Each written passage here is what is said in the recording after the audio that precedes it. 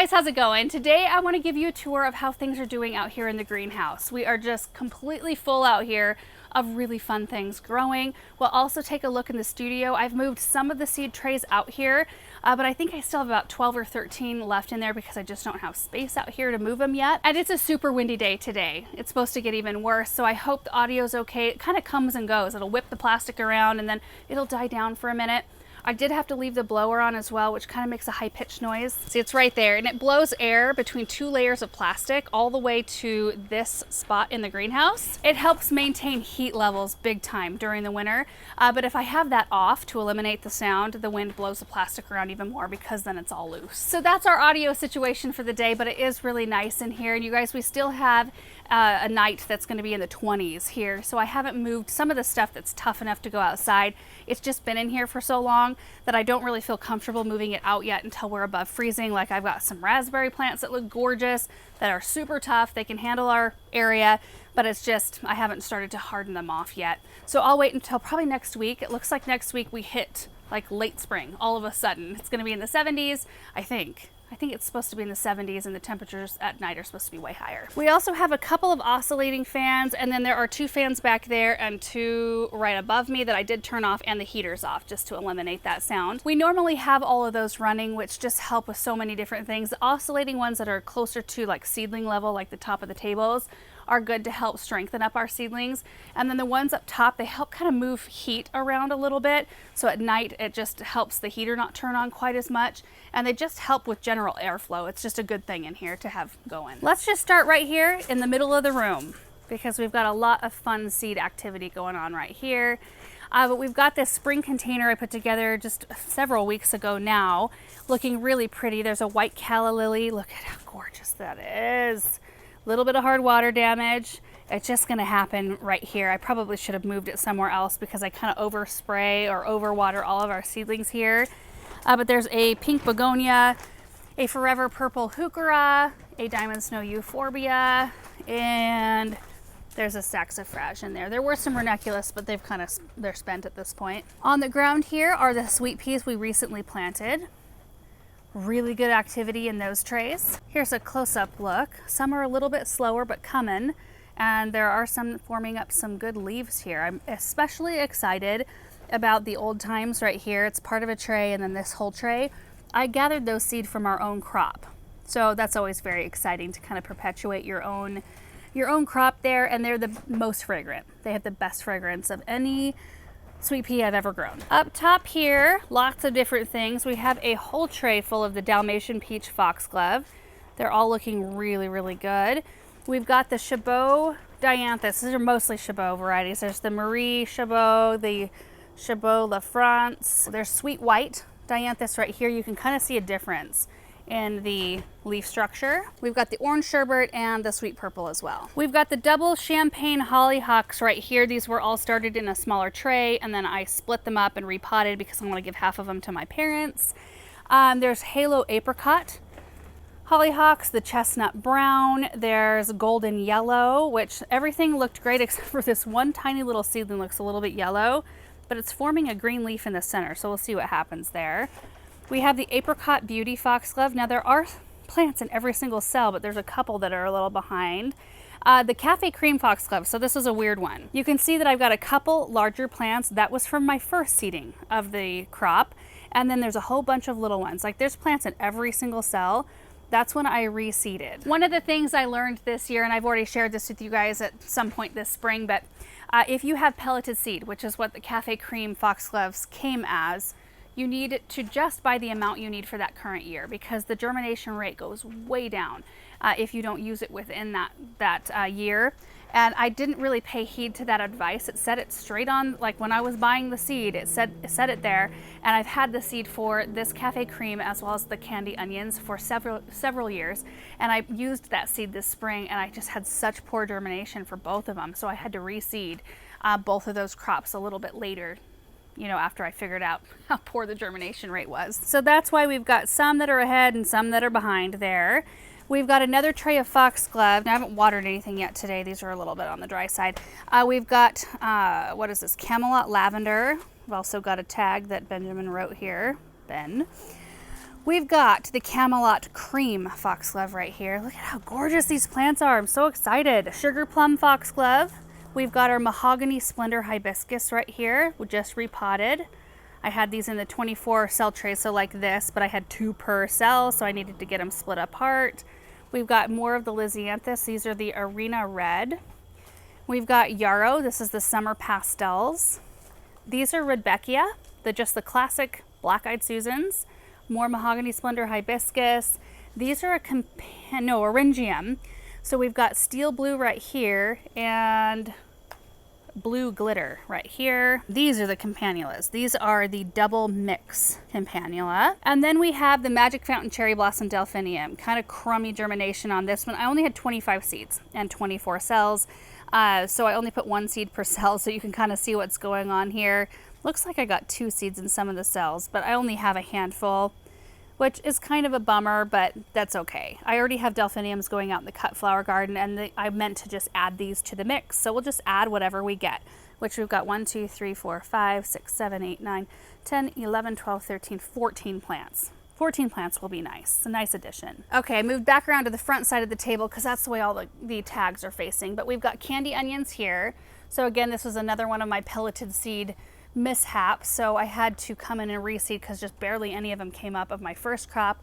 So that's this half of this flat, and then right here. And then we've got Walla Wallas right here. We've got Ed's red shallots, Zabroon shallots, and Newburgh onions. So just a lot of onions, my goodness. So that does it for that table. Of course, we've got our lawn back here, which we need to get out of here probably in the next couple of weeks. We'll probably just start taking up patches and putting it in the chicken coop, letting them enjoy it, and then eventually kind of getting rid of this area so we can put more tables down the center. We've got some lettuce growing here though, absolutely gorgeous. This is the Casey Butterhead. I planted these up in this container not that long ago. And then we've got the Crispino Iceberg. They're just starting to kind of form their heads. It's just so gorgeous. Like, that is a picture right there, don't you think? No insect pressure either. Just clean and beautiful. And the back table is full of the Helichrysum icicles. I had these in 4-inch containers last fall. I ordered them for a project that I never got to. I just ran out of time. And I didn't want to waste the plants, of course, so I potted them up in these gallon-sized containers, and they've just been chilling back here. And they are starting to bloom. Really pretty little blooms here, so we will use these out in a sunny area this summer. Okay, let's just go back to this side here.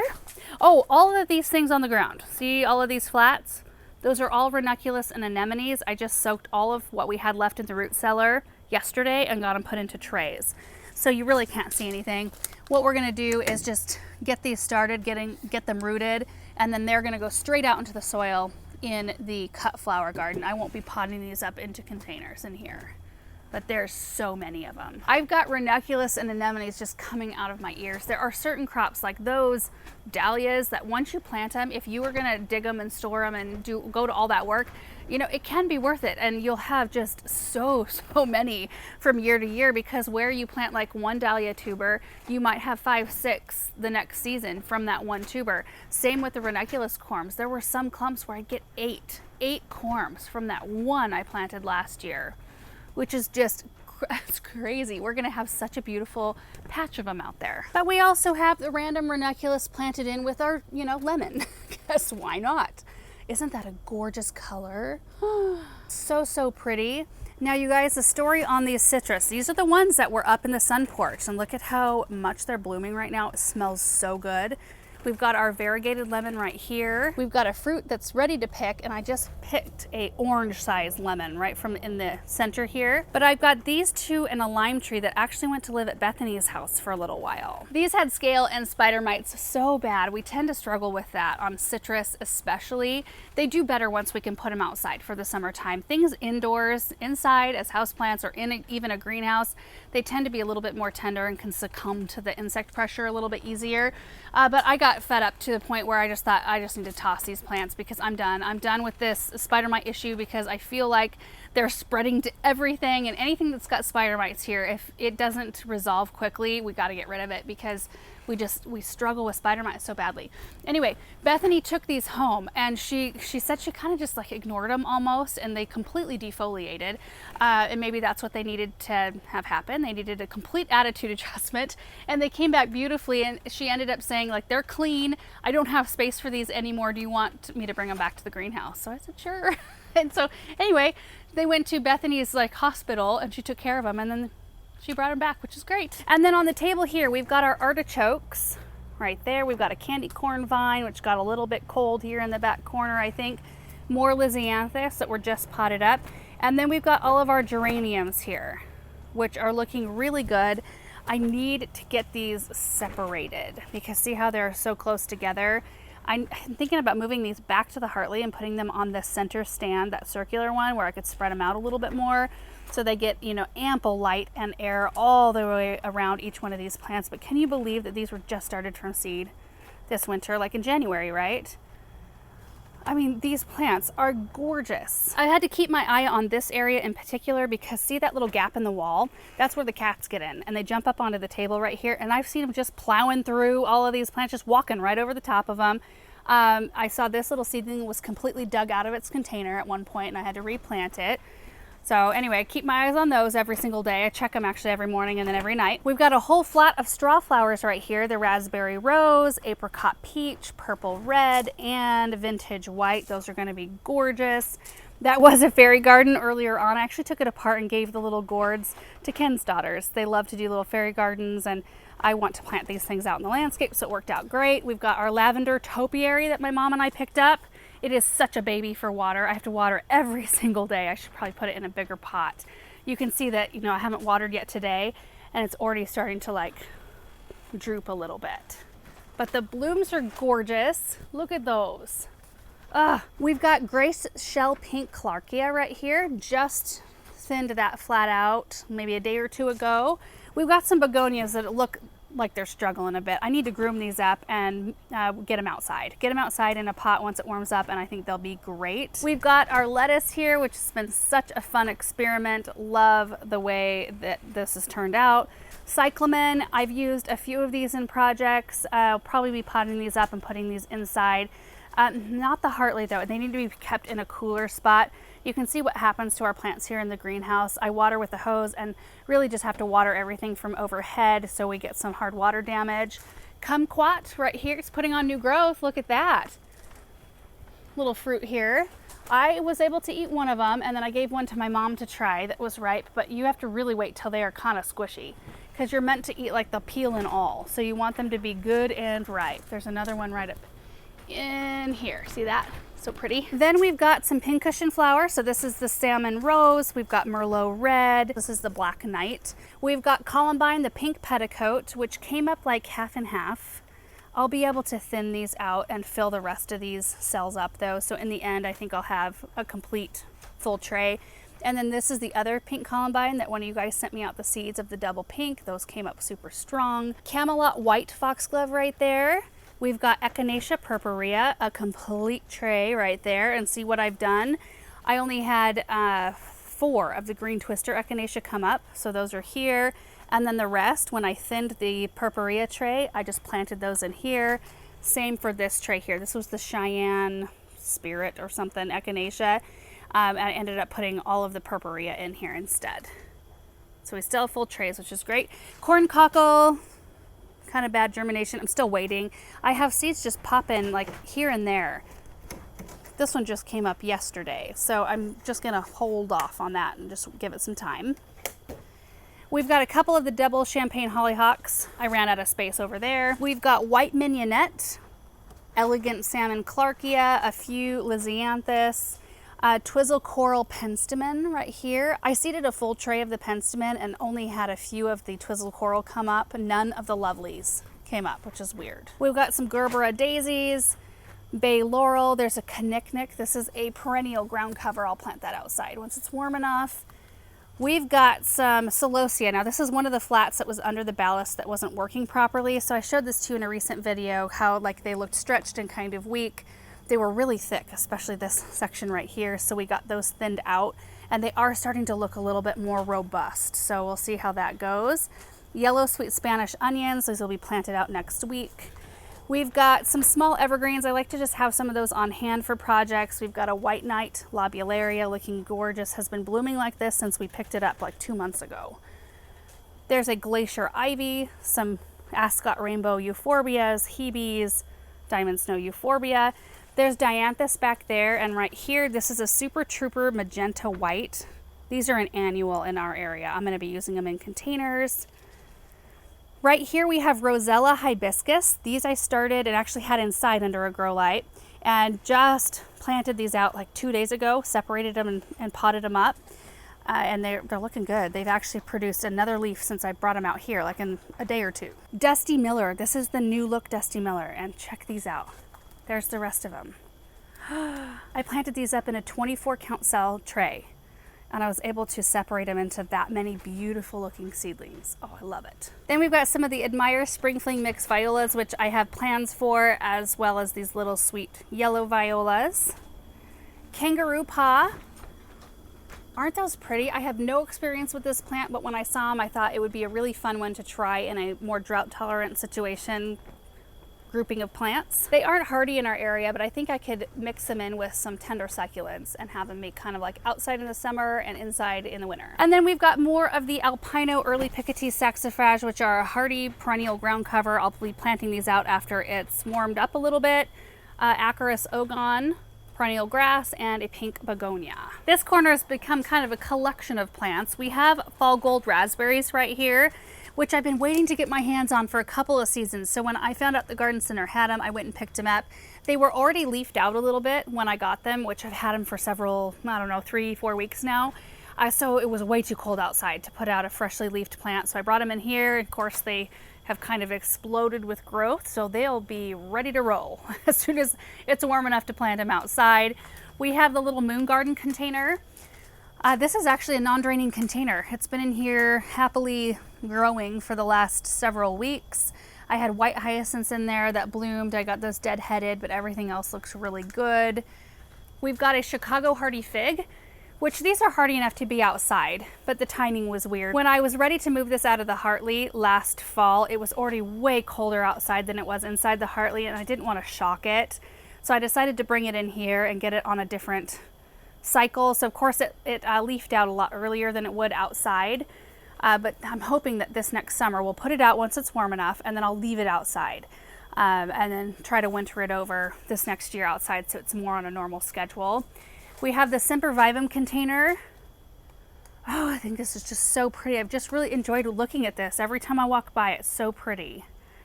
And those are the 3 little leftover ones that we had. Got a couple of palms that I actually meant to pot up and put inside, but I kind of liked them here, so I left them here. Another white calla lily.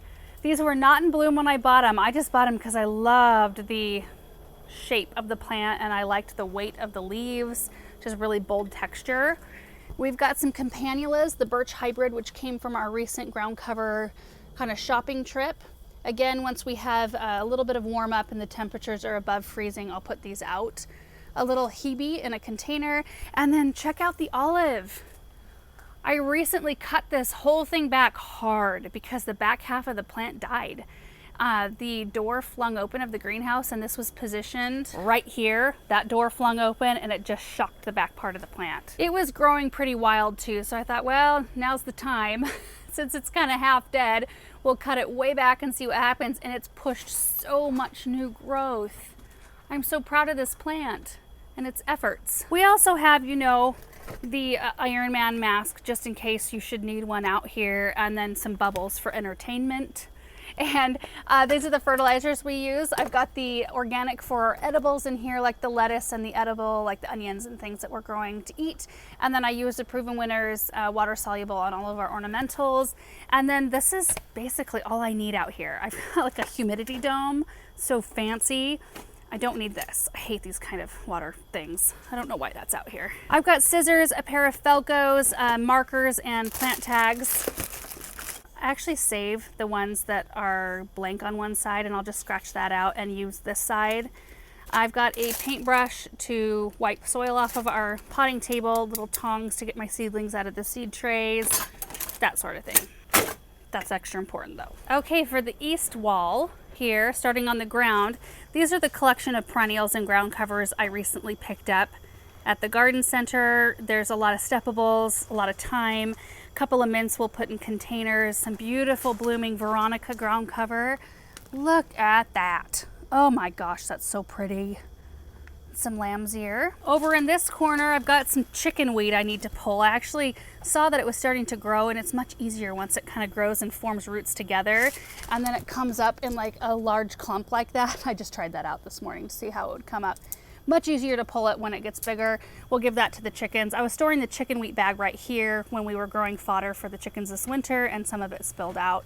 But I also have a columbine almost ready to bloom. This is from a winter sowing jug from 2 years ago. I've also got 2 boysenberry plants back there and a hollyhock that seeded itself in here, and I don't know what I'll do once it starts to want to bloom because it'll run right into the table.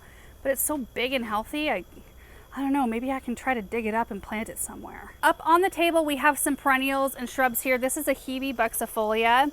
So this one is only hardy to 10 degrees, but I thought they were so beautiful and very boxwood-esque that I kind of want to pot these all up and just have them as inside plants, maybe out in the summer and then bring them in for wintertime. We've got a few of the Forever Purple heucheras here.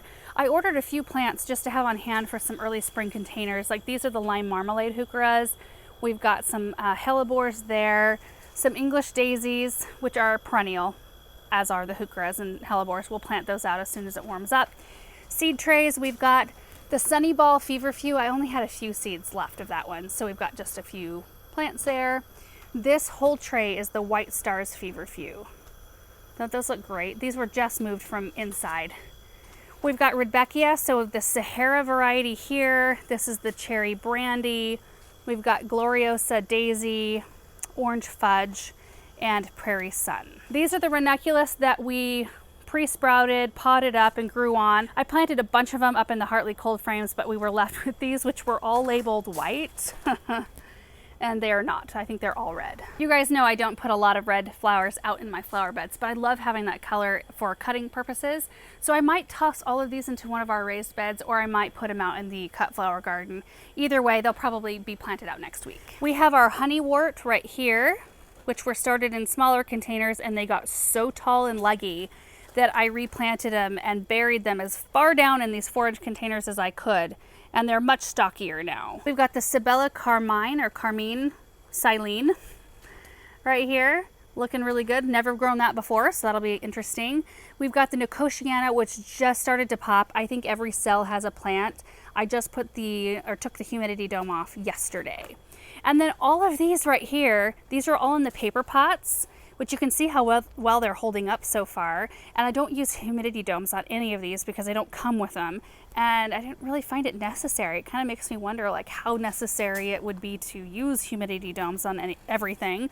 But we've got the vintage brown stock, Cat's apricot stock.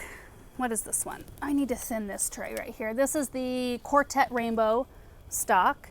We've got iron yellow, high double white, purple stock, marine stock, and Cat's lavender blue stock. And then in this tray, we have cherry caramel phlox. You guys, it's germinating. I can't even believe it. I think I counted 40 out of 50 of the cells have come up so far. It must have heard me the other day. I was throwing some serious shade at this variety of plant because this is my 3rd time trying to start it. 2 years ago, I tried to direct seed it. So I put it out in the garden early as soon as the soil could be worked because that's what the instructions said. It also said it liked darkness to germinate. So I put landscape fabric over the top of it, put bricks down.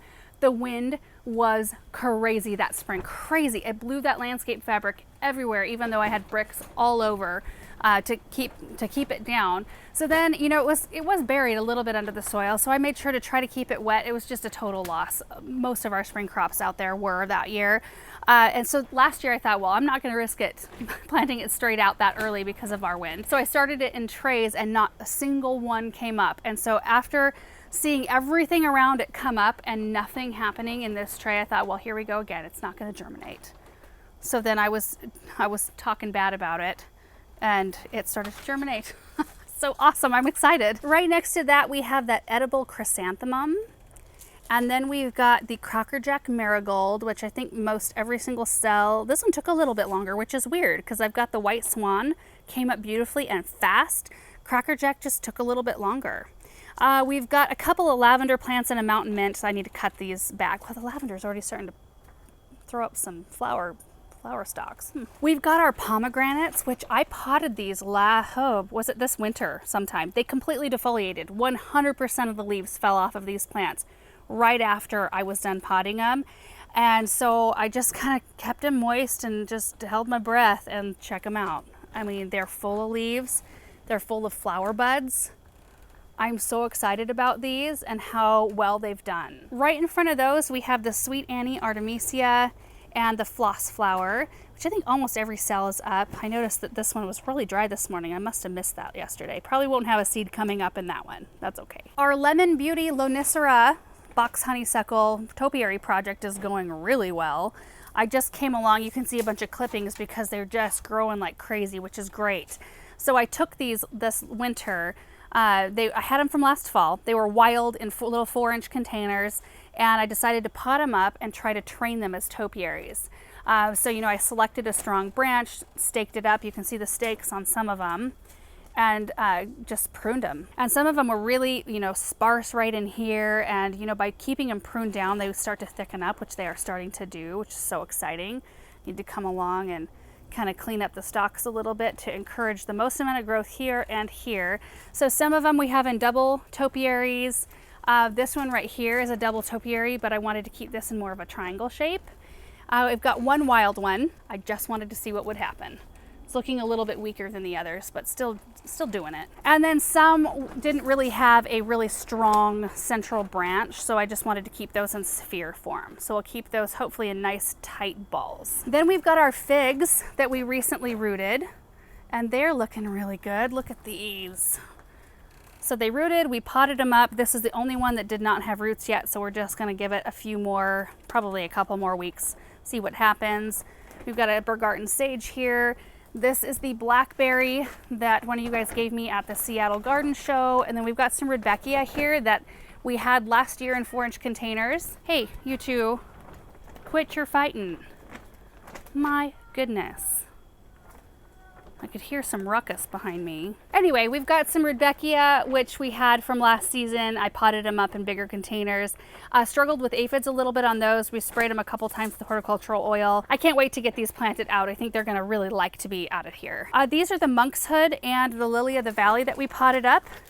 That one you guys gave us at the Seattle Garden Show. One of the Lily of the Valley even bloomed. These are not invasive here, just so you guys know. We've got a few dahlias that we potted up. These are the ones I bought at the Seattle show. One of them started to show some growth. This is one that came from one of our trays. In fact, I just got through going through just one of the dahlia pre-sprout trays. All of the dahlias that are planted here had signs of growth. I need to go through the rest of these because I don't know if you can see, but like a lot of them have leaves coming up, this tray in particular. Now I had to put chicken wire on top of these because of the cats. They were using these as their bed. But even if you don't see green growth, you can see the eyes starting to swell, and you can see some like where there's life in these, and they are gonna grow. I ran out of pots, so I need to go get some containers so I can keep working on that. And here's our lime tree, which is also blooming, and it's starting to set little fruit. Look at that, very exciting. Here's our freesia project. Remember when I was telling you I didn't think any of them would grow? Well, we've got like 2. Look at that. I don't think any of the other ones will though. I think the bulbs were too dried out. And I think that brings us full circle. That's what we've got going on in here. But this right here is my favorite place to be right now. Just working here at this table. I bring seed trays over. I can work on those while Aaron, he'll come in here, sit, and we'll chat, and the kids will just be all over the place playing. And it's just those moments I want to savor. I just think, yes, this is how I wanted to build my life. These are the memories I want our kids to have. I have many of those same memories from my own childhood. So a lot of evenings, this is my view right here. I've got some ranunculus in here. So as I'm working with plants and just listening to the kids play, I just feel so thankful. Okay, so we're done in the greenhouse. I think we looked at every last thing in here. Let's head into the studio and I'll give you a look at those last seed trays. Okay, so standing right inside the front door, you can see all of the seed trays. I had 12 under here. So I think I had, what, 4 under each one? Or did I have 5 under each one of those? I don't know. I think I had 12 seed trays under there total. Those are all gone. And I've kind of organized things into the back wall. So these are the only light systems I'm utilizing for seedlings at the moment. So starting on the top row here, we have our campanulas. These are the ones, the annual campanulas, that get the huge, big bell flowers. We've got the pink. We've got, these are champion pink, champion blue, champion lavender, and champion white. And then we've got our gomphrena tray right here, which we've got the orange, pink, raspberry, and Audrey white. These are our butterfly peas, lavender butterfly peas. Anyway, we had 5, 6, 7 out of, what did I have, 12 seeds total? Or I had more than that. I don't know, but this is better germination than I had last year, which was 0, so I'm happy with that. Next row down, we've got the Joey's Lamb's Tail, which I only had enough to start a 6-pack, so that's what we did, and they all came up. We've got Sunball Craspedia, amazing, love this cut flower. Then we've got chocolate flowers, which on the seed packet, it did recommend direct seeding it, which I tried last year, but I'm just more consistent in watering things inside. But hindsight, maybe that is the best way to go. I mean, I do have some plants here, but you know, maybe we'll try to direct seed some later. We've got some status. So we've got the yellow and the apricot beauty, looking awesome. And then we've got the hormonum sage. Look at how gorgeous those are. Really happy with those. And then there are the blue rottnest island daisies. Crickets. Nothing. So since I have no experience with these at all, I haven't watered yet today, so they're looking, well, they're still kind of damp. I'm gonna just water them for a little while longer. Maybe they just take forever to germinate. I don't know. This whole system has snapdragons. So multiple varieties. We have yellow, Potomac orange, Potomac ivory, Potomac lavender, apple blossom, bridal pink, legend light pink. 2 more flats of snaps over here. Madame Butterfly ivory, Madame Butterfly bronze, Orleans early lemon yellow, and Madame Butterfly red. And our last flat has more status. So we've got the, what is this? Pastel blue, purple, and forever silver, which is a white. These were kind of a beast to thin. You know what? I want to show you our winter sowing jugs too. Let's go around the front. I was just looking in there the other day and I think there's some action. Back behind the greenhouse is where we store overwintering plants, and then the few I've picked up this spring. But here are the winter sowing jugs. Oh, look at that. Those are the lupins. See that? That's so exciting. And then we've got a whole bunch of poppies. Anyway, they pretty much all look the same except for the artichokes. I had a little bit of germination issue with the artichokes. I started a tray, you know, in the Hartley, and then I did 2 jugs with the packet of seeds that I had on hand, which I've had for a really long time. And I don't see any coming up yet in the water jugs. It might still be that they'll come up once we get a little bit more heat. But the ones in the Hartley, I didn't have super great germination with. I mean, we got plenty of plants, plenty. But I want to say it was like 2/3 germination, which, you know, based on everything else, I had a few duds, like the rottnest daisies. We'll see what the corn cockle does. What were the other ones? I kind of fixed the other ones. I had time to reseed. But anyway, overall, I would say that I am really happy with the results this year so far. I mean, time will tell still. Things, you know, are coddled in here, even though we try to do the airflow. I do open the sides too. So we roll the sides up and have the front door open on nice days so they can get fresh air, even if it's cooler than they need to grow on. I just feel like it makes them a little bit tougher. But you know, the hardening period is interesting. And that's where I'm thankful for tables with wheels. So see how that table has wheels? What we'll do is once the grass is out, we've got several tables that have the wheels. We'll reorganize and have like 3 tables down the center with all the seedlings on it. During the day, we'll wheel them right out the front door, let them harden off for, you know, a few hours, and then we'll move them back in. And then every day we'll gradually increase that, because there's no way that I would pick up every single one of these flats individually by hand and move them in and out to harden them off. That would just be way too time consuming. and hard. So you guys, that is it for today. I hope you enjoyed this tour and kind of just an update on how things are going out here. I'm just so enjoying myself this spring. I feel like, you know, somebody recently asked me, like, how are you doing with the spring being so cold, and like, are you feeling anxious?